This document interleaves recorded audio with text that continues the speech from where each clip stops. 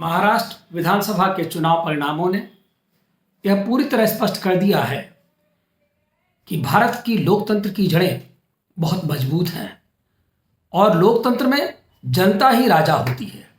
वो जनता के दिए हुए जनादेश के खिलाफ यदि कभी भी कोई व्यक्ति अलग चिंतन करता है तो जनता उसको उचित दंड देती है।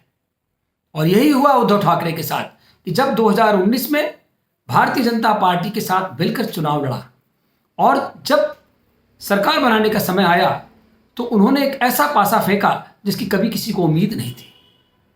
जो बाला साहब के जो विचार थे उसके ठीक विपरीत जाकर के उद्धव ठाकरे ने जो आचरण किया वह आचरण जनता को डाइजेस्ट नहीं हुआ। जनता ने उनकी अति महत्वाकांक्षा को पहचाना और उसी अति महत्वाकांक्षा का शिकार होकर के उन्होंने वो काम किए कि जहां पर साधुओं और संतों को भी जला दिया गया, उनको भी नहीं बख्शा गया। तो वो संतों की आत्मा ने भी न्याय किया।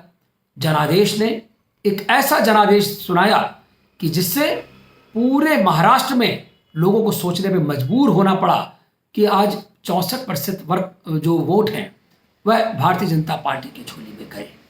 और एक बहुत महत्वपूर्ण जनादेश के तहत, एक प्रबल प्रचंड जनादेश के तहत आज भारतीय जनता पार्टी को वहां विस्थापित किया।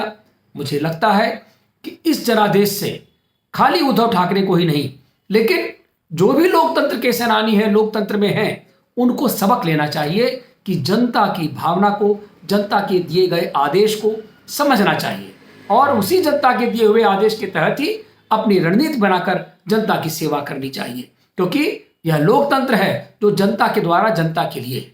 ऐसे में जनता के प्रति जो अपने दायित्व को निभाएगा वही लोकतंत्र में आगे भी सफल हो पाएगा। उसका एक प्रचंड उदाहरण आज सब आपके सबके सामने भाई नरेंद्र मोदी हैं, जो प्रधानमंत्री के रूप में इतने लोकप्रिय हैं कि वह जो बात करते हैं वो जनता के मन की बात करते हैं और जनता के मन की बात जनता तक पहुंचाते हैं।